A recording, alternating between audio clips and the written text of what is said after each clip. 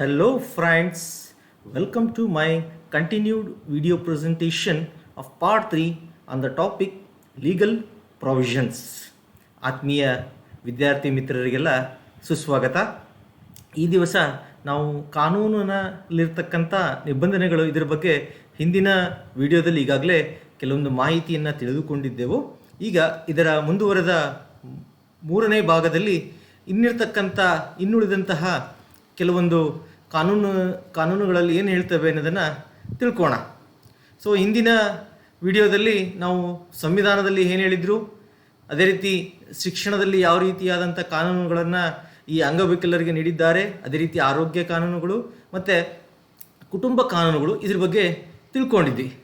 So friends, in the previous videos we have come to know about the provisions which are mentioned in the constitution as well as in the education laws, health laws, family laws. Today we shall know about succession laws. Okay, so this law is related to inheriting ancestral property. So being a normal individual, we have rights to acquire our ancestral property. Okay, it is gift to us for normal individual. Likewise, even for the disabled individual, so they will also have a right to inherit their ancestral property.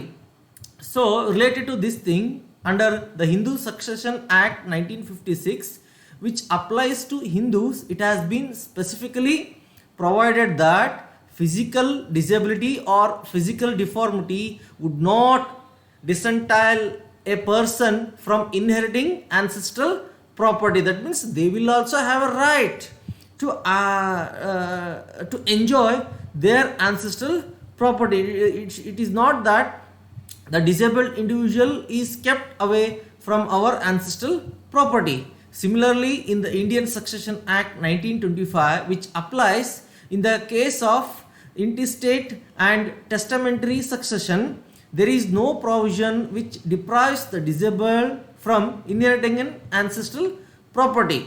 Then, the position with regard to Parsis and the Muslims is also the same. That means even the Parsis and Muslims also have the same rule. That means they will also the disabled individuals who belong to that community, they can also have a right to inherit their ancestral property. Then another thing which is mentioned here related to their will.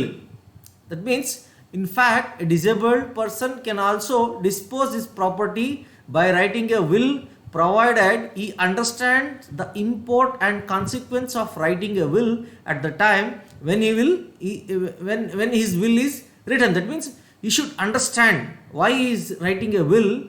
If he is in a state of understanding about writing his will, then definitely he can write his will, okay, related to his property. ಅಂದರೆ ಇಲ್ಲಿ ಈ ಒಂದು ಕಾನೂನಿನ ಅಡಿಯಲ್ಲಿ ಉತ್ತರಾಧಿಕಾರಿ ಕಾನೂನಿನಲ್ಲಿ ಏನು ಹೇಳ್ತಾರೆ ಅಂತಂದರೆ, ಹಿಂದೂ ಉತ್ತರಾಧಿಕಾರಿ ಅಧಿನಿಯಮ 1950 ಅಡಿಯಲ್ಲಿ ಇದು ಹಿಂದೂಗಳಿಗೆ ಅನ್ವಯಿಸ್ತದೆ ಅಂತ ಹೇಳ್ತಾರೆ. ಮುಂದುವರೆದ್ಬಿಟ್ಟು ಇದು ಪಾರ್ಸಿ ಜನಾಂಗದವರಿಗೆ ಮತ್ತು ಮುಸ್ಲಿಂ ಜನಾಂಗದವ್ರಿಗೂ ಕೂಡ ಇದೇ ರೀತಿಯಾದಂಥ ಕಾನೂನು ಅನ್ವಯಿಸುತ್ತದೆ ಅಂತೇಳಿ ಹೇಳ್ತಾರೆ. ಅಂದರೆ ಪ್ರಮುಖವಾಗಿ ಇಲ್ಲಿ ಏನು ಹೇಳಿದ್ದಾರೆ ಅಂತಂದರೆ, ನಾವು ನಮ್ಮ ಪೂರ್ವಜರ ಆಸ್ತಿಯನ್ನು ಪರಭಾರೆ ಪಡೆಯತಕ್ಕಂಥದ್ದು, ಅಂದರೆ ನಮಗೆ ಅದು ಬರ್ತಕ್ಕಂಥದ್ದು ಉತ್ತರಾಧಿಕಾರತ್ವವನ್ನು ಇಲ್ಲಿ ಹೇಳಿದ್ದಾರೆ. ಸೊ ಅಂದರೆ ಯಾವುದೇ ಸಂದರ್ಭದಲ್ಲಿ ಒಬ್ಬ ಅಂಗವಿಕಲ ವ್ಯಕ್ತಿ ತನ್ನ ಪೂರ್ವಜರ ಆಸ್ತಿಯನ್ನು ಅನುವಂಶೀಯಕವಾಗಿ ಪಡೆಯುವುದರಿಂದ ಅವನನ್ನು ನಿರಾಕರಿಸುವಂತಿಲ್ಲ. ಅಂದರೆ ಅವನು ಕೂಡ ಅನುವಂಶೀಯಕವಾಗಿ ಅವನ ಒಂದು ಪೂರ್ವಜರ ಆಸ್ತಿಯನ್ನು ಪಡೆಯಬಹುದು ಅಂತೇಳಿ ಇಲ್ಲಿ ಹೇಳ್ತಾರೆ. ಮತ್ತು ಅದೇ ರೀತಿ ಅವನು ವಿಲ್ ಕೂಡ ಮಾಡಬಹುದು, ಅಂದರೆ ತನ್ನ ಇಚ್ಛಾಶಕ್ತಿಯನ್ನು ಬರ್ತಕ್ಕಂಥ ಒಂದು ಅವಕಾಶವನ್ನು ಕೂಡ ಇಲ್ಲಿ ಕಲ್ಪಿಸಿದ್ರೆ ಅವನು ತನ್ನ ಇಚ್ಛಾಶಕ್ತಿಯನ್ನು ಅಂದರೆ ವಿಲ್ ರೂಪದಲ್ಲಿ ಬರಿಬೋದು ಅಂತೇಳಿ ಹೇಳ್ತಾರೆ.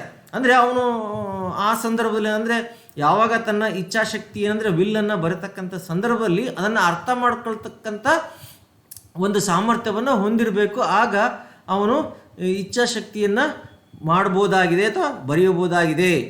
ಓಕೆ, ಸೊ ಈ ರೀತಿಯಾಗಿ ಅಂದರೆ ಇಲ್ಲಿ ಕುರುಡರು ಅಥವಾ ಕಿವುಡರು ಮತ್ತು ಮೂಕರು ಸಹ ಅದನ್ನು ಮಾಡ್ತಕ್ಕಂಥ ಮತ್ತು ಅಂದರೆ ಅದರ ಪರಿಣಾಮವನ್ನು ಅರ್ಥ ಮಾಡಿಕೊಂಡರೆ ತಮ್ಮ ಇಚ್ಛೆಗಳನ್ನು ಮಾಡಬಹುದು ಅಂತೇಳಿ ಇಲ್ಲಿ ಈ ಒಂದು ಉತ್ತರಾಧಿಕಾರಿ ಕಾನೂನಲ್ಲಿ ಹೇಳಿದ್ದಾರೆ.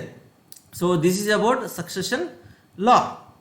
Okay, next let us know about labour ಲಾ. ಅಂದರೆ ಕಾರ್ಮಿಕ ಕಾನೂನಲ್ಲಿ ಏನು ಹೇಳಿದ್ದಾರೆ ಅಂತೇಳಿ ಕೇಳಿ. ಅಂದರೆ ಇಲ್ಲಿ specifically in this labour law they doesn't mention much about this disable individuals, but as labor law mentions which mentions about the rules or laws related to normal individual, the same will be applicable to the disabled individual.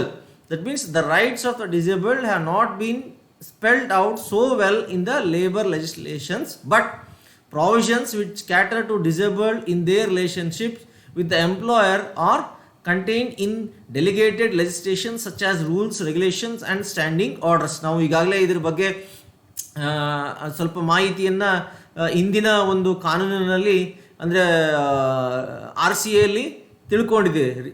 Okay, so ಅಲ್ಲಿ ಸಾಕಷ್ಟು ಮಾಹಿತಿಯನ್ನು ಈ ಕಾರ್ಮಿಕರಿಗೆ ಸಂಬಂಧಪಟ್ಟಂತೆ ಅಲ್ಲಿ ಹೇಳಿದ್ದಾರೆ. Legal ಲಾಸಲ್ಲಿ ಇದನ್ನು ಇಲ್ಲಿ ಅಷ್ಟಾಗಿ ಹೆಚ್ಚಿನದಾಗಿ ಏನು ಹೇಳಿಲ್ಲ. ಅಂದರೆ ಸಾಮಾನ್ಯ ವ್ಯಕ್ತಿಗೆ ಏನೆಲ್ಲ ಕಾನೂನುಗಳು ಅನ್ವಯ ಆಗ್ತದೆ ಅದನ್ನು ಅಂಗವಿಕಲರಿಗೂ ಕೂಡ ಅನ್ವಯ ಆಗ್ತದೆ. ಅಂದರೆ ಅಂಗವಿಕಲರಿಗೆ ಪೂರಿಸ್ತಕ್ಕಂಥ ನಿಬಂಧನೆಗಳು, ನಿಯಮಗಳು ಅಥವಾ ಸ್ಥಾಯಿ ಆದೇಶಗಳಂತಹ ನಿಯೋಜಿತ ಶಾಸನಗಳನ್ನು ಇದು ಒಳಗೊಂಡಿದೆ ಅಂತೇಳಿ ಈ ಲೇಬರ್ ಲಾಸಲ್ಲಿ ಹೇಳ್ತಾರೆ. We cannot see much in this labour law.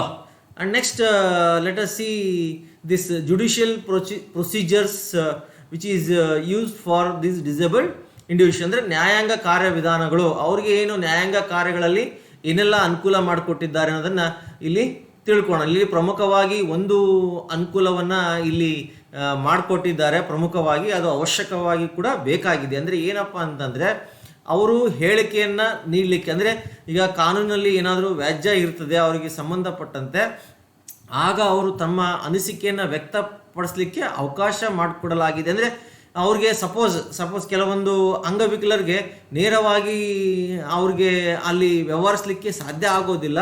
So ಅಂತಹ ಸಂದರ್ಭದಲ್ಲಿ ಅವ್ರಿಗೇನಾದರೂ ಹೇಳಿಕೆ ನೀಡಬೇಕು ಅಂತಂದರೆ ಅವರ ಹೆಸರಿನಲ್ಲಿ ಮತ್ತೊಬ್ಬ ವ್ಯಕ್ತಿ ಅವರ ಪರವಾಗಿ ಕೆಲಸ ಮಾಡ್ಬೋದು ಅಂತೇಳಿ ಇಲ್ಲಿ ಸೆಕ್ಷನ್ 74 ಅಡಿಯಲ್ಲಿ ನೇಮಿಸಬಹುದು. ಒಬ್ಬ ವ್ಯಕ್ತಿಯನ್ನು ಅವರ ಪರವಾಗಿ ಒಬ್ಬ ವ್ಯಕ್ತಿಯನ್ನು ನೇಮಿಸಬಹುದು. ಅಂದರೆ ಇದನ್ನು ಪ್ರಮುಖವಾಗಿ ಡಿಸೈನ್ ಆ್ಯಕ್ಟ್ 1911 ಅಡಿಯಲ್ಲಿ ಹೇಳಿದ್ದಾರೆ. ಅಂದರೆ ಅಂಗವಿಕಲ ವ್ಯಕ್ತಿಯ ಆಸ್ತಿಗೆ ಸಂಬಂಧಿಸಿದಂತೆ ಅಧಿಕಾರ ವ್ಯಾಪ್ತಿಯನ್ನು ಹೊಂದಿರುವ ಯಾವುದೇ ವ್ಯಕ್ತಿಯ, ಅಂದರೆ ಈ ಕಾಯ್ದೆಯಡಿ ಯಾವುದೇ ಹೇಳಿಕೆ ನೀಡಲು ಮತ್ತು ಏನು ಬೇಕಾದರೂ ಮಾಡಲು ಅಸಮರ್ಥನಾಗಿದ್ದಾರೆ, ಆವಾಗ ಅವನ ವಿನ್ಯಾಸಗಳ ಸಂರಕ್ಷಣೆಗೆ ಸಂಬಂಧಿಸಿದಂತೆ ಕಾನೂನೊಂದಿಗೆ ಇದು ವ್ಯವಹರಿಸ, ಅಂದರೆ ಯಾವುದು ಈ ಒಂದು ಆ್ಯಕ್ಟ್, ಡಿಸೈನ್ ಆ್ಯಕ್ಟ್ ವರ್ತಿಸ್ತದೆ ಅಂತೇಳಿ ಇಲ್ಲಿ ಹೇಳ್ತಾರೆ.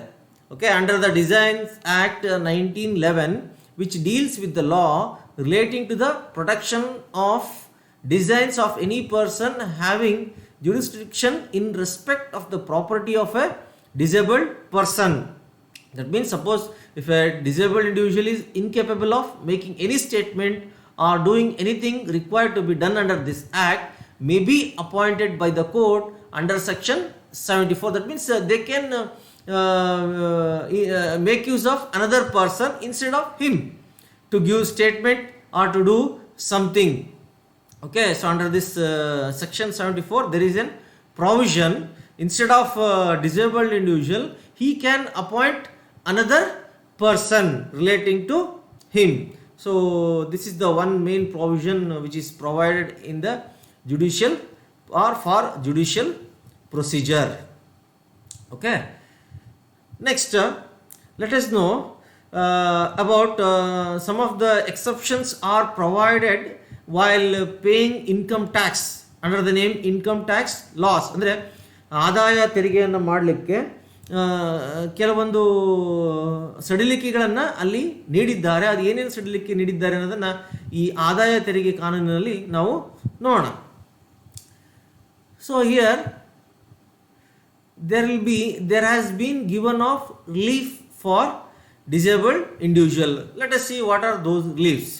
So first, under the section 80DD, so this section 80DD provides for a deduction in respect of the expenditure incurred by an individual or Hindu undivided family resident in India on the medical treatment, including nursing, training and rehabilitation, etc., of handicapped dependents. For officiating the increased cost of such maintenance, the limit of the deduction has been raised from 12,000 to 20,000. Suppose in our family, suppose I am a parent, if I have a disabled son or disabled child, the boy or girl, and for to maintain that disabled individual for medical treatment, there has been deduction. That means that cost has been increased from 12,000 to 20,000. Okay, ಅಂದರೆ ಇಲ್ಲಿ ಏನು ಹೇಳ್ತಾರೆ ಅಂತಂದರೆ section 80DD ಅಡಿಯಲ್ಲಿ ಅಂಗವಿಕಲ ಅವಲಂಬಿತರ ವೈದ್ಯಕೀಯ ಚಿಕಿತ್ಸೆ, ಅಂದರೆ ಅದು ಎರಡೂ ಆಗಿರ್ಬೋದು. It may be father may be disabled individual are the child may be the disabled individual, vice versa, they will get an debit or exemption from paying, not exemption for paying the tax, but the deduction has been raised from 12,000 to 20,000. ಅಂದರೆ ಇಲ್ಲಿ ಅವ್ರಿಗೆ ಏನು ಆ ಮಿತಿಯನ್ನು 12,000ರಿಂದ 20,000ಕ್ಕೆ ಏರಿಸಲಾಗಿದೆ. ಅಂದರೆ ಈಗ ನಾನು ಒಬ್ಬ ತಂದೆ ಆಗಿದ್ದು ನನ್ನ ಮಗ ಅಂಗವಿಕಲನಾಗಿದ್ದರೆ, ಸೊ ಅವನ ಒಂದು ವೈದ್ಯಕೀಯ ವೆಚ್ಚವನ್ನು ಭರಿಸಲಿಕ್ಕೆ ಸೆಕ್ಷನ್ 80DD ಅಲ್ಲಿ ಕಡಿತವನ್ನು ಒದಗಿಸಲಾಗಿದೆ. ಅಥವಾ ಈಗ ನಾನು ಅಂಗವಿಕಲನಾಗಿದ್ದು ನನ್ನ ಮಕ್ಕಳು ಸಾಮಾನ್ಯ ವ್ಯಕ್ತಿಗಳಾಗಿದ್ದರೆ, ಸೊ ಅವ್ರಿಗೂ ಕೂಡ ಆ ಒಂದು ಅವಕಾಶವನ್ನು ಕಲ್ಪಿಸಲಾಗಿದೆ. ಅಂದರೆ ಅವ್ರಿಗೂ ಕೂಡ ಕಡಿತವನ್ನು ನೀಡಲಾಗಿದೆ. ಅಂದರೆ ಆ ಕಡಿತದ ಮಿತಿಯನ್ನು 12,000ರಿಂದ 20,000ಕ್ಕೆ ಏರಿಸಲಾಗಿದೆ. So this is the provision provided under section 80DD. And next, under another section, there has been given another relief, that means which is named as section 80V. That means a new section 80V has been introduced to ensure that the parent in whose hands income of a permanently disabled minor has been clubbed under section 64, it is allowed to a claim of reduction up to rupees 20,000 in terms of section 80V. ಅಂದರೆ ಇದು ಯಾರು ಒಬ್ಬ ವ್ಯಕ್ತಿ ಅಥವಾ ಅಪ್ರಾಪ್ತ ಶಾಶ್ವತ ಅಂಗವಿಕಲನಾಗಿದ್ದರೆ, ಅವನು ಅಪ್ರಾಪ್ತ ವಯಸ್ಕನಾಗಿದ್ದರೆ, ಸೊ ಅವರ ಆದಾಯವನ್ನು ಸೆಕ್ಷನ್ 64ರ ಅಡಿಯಲ್ಲಿ ಸೇರಿಸಿದ್ದಾರೆ. ಸೊ ಅಂದರೆ ಇದರ ಪ್ರಕಾರ ಏನು ಹೇಳ್ತಾರೆ ಅಂತಂದರೆ, ಎಲ್ಲಿವರೆಗೂ ಅಂತಂದರೆ 20,000ವರೆಗೂ ಕೂಡ ಕಡಿತವನ್ನು ಪಡೆಯಲು ಅನುಮತಿಸಲಾಗಿದೆ. So there has been given provision. Okay, and next there has been another section which is named as section 88B. So ಇಲ್ಲಿ ಏನು ಹೇಳ್ತಾರೆ ಅಂತಂದರೆ, ಅಂದರೆ ಈ ಸೆಕ್ಷನ್ 88B ಅಡಿಯಲ್ಲಿ 88B ಅಡಿಯಲ್ಲಿ, ಸೊ ಅಂದರೆ ಇದು ಕೂಡ ನಾರ್ಮಲ್ ಇಂಡಿವಿಜುವಲಿ ಸಾಮಾನ್ಯ ವ್ಯಕ್ತಿಗಳು ಕೂಡ ಇದು ಅವಲಂಬಿತ ಆಗ್ತದೆ, ಅವ್ರಿಗೂ ಕೂಡ ಇದು ಅನ್ವಯ ಆಗ್ತದೆ. ಅಂದರೆ ಈ ವಿಭಾಗದ ಅಡಿಯಲ್ಲಿ ಏನು ಹೇಳ್ತಾರೆ ಅಂತಂದರೆ, 65 ವರ್ಷ ವಯಸ್ಸನ್ನು ಪಡೆದ ನಿವಾಸಿ ವ್ಯಕ್ತಿಯು ಪಾವತಿಸಬೇಕಾದ ನಿವ್ವಳ ತೆರಿಗೆಯಿಂದ ಹೆಚ್ಚುವರಿ ರಿಯಾಯಿತಿನಲ್ಲಿ ಒದಗಿಸಲಾಗಿದೆ. ಅಂದರೆ ಟೋಟಲ್ ಅಮೌಂಟ್ ಏನಿರ್ತದೆ, ಸೊ ಆ ಟೋಟಲ್ ಇನ್ಕಮ್ಗೆ ಸಂಬಂಧಪಟ್ಟಂತೆ ಅವ್ರಿಗೆ ರಿಬೇಟ್ ಮಾಡಲಿಕ್ಕೆ ಸೊ 10%ಇಂದ 20%ಗೆ ಇನ್ಕ್ರೀಸ್ ಮಾಡಿದ್ದಾರೆ. ಅಂದರೆ ಅದು ಯಾರಿಗೆ ಅಂತಂದರೆ, to whom those who have attained 65 years. Okay, so they are given additional rebate from net tax. Okay, that has been, that means ಅಲ್ಲಿ ಇನ್ನೊಂದು ಅಂದರೆ ಎಲ್ಲಿವರೆಗೂ ಅಂತಂದರೆ, that has been rebate has been raised from 10% 20% ಅಂದರೆ ಅವರಿಗೆ ರಿಯಾಯಿತಿಯನ್ನು ಶೇಕಡ 10ರಿಂದ 20ಕ್ಕೆ ಹೆಚ್ಚಿಸಲು ತಿದ್ದುಪಡಿ ಮಾಡಲಾಗಿದೆ. ಅಂದರೆ ಇದು it should not be the total income does not exceed 75,000 rupees. So ಹಾಗಾಗಿ ಇದು ಶ್ರೀಮಂತರಿಗೆ ಇದು ಅಂತಹ ಒಂದು ಉಪಯೋಗ ಏನು ಆಗೋದಿಲ್ಲ. ಬಟ್ ಕೆಳ ವರ್ಗದವ್ರಿಗೇನು ಇದೆ, ಅವರ ಆದಾಯ 75,000ಕ್ಕಿಂತ ಹೆಚ್ಚಿಗೆ ಇಲ್ಲದೆ ಇದೆ. ಅಂದರೆ ಇದು ಹಿಂದೆ 50,000 ನಿಗದಿಪಡಿಸಿದ್ರು. ಈಗ ಯಾರಿಗೆ 65 ವರ್ಷ ಮೇಲಿನ ವ್ಯಕ್ತಿಗೆ ಸೊ ಅವರಿಗೆ ಒಟ್ಟ ನಿವ್ವಳ ತೆರಿಗೆಯಿಂದ ಹೆಚ್ಚುವರಿ ರಿಯಾಯಿತಿಯನ್ನು ಇಲ್ಲಿ ಮಾಡಲಾಗಿದೆ. ಅಂದರೆ 10%ಇಂದ 20% ರಿಬೇಟನ್ನು ಅವರು ಪಡಿಬೋದಾಗಿದೆ. So these are the provisions which are provided in the income tax laws. So students, till now we have discussed about some of the rules under different names. Okay, hope you have understood. ಧನ್ಯವಾದಗಳು ವಿದ್ಯಾರ್ಥಿಗಳೇ, ಅರ್ಥ ಆಗಿದೆ ಅಂತ ಅಂದ್ಕೊಂಡಿದ್ದೇನೆ.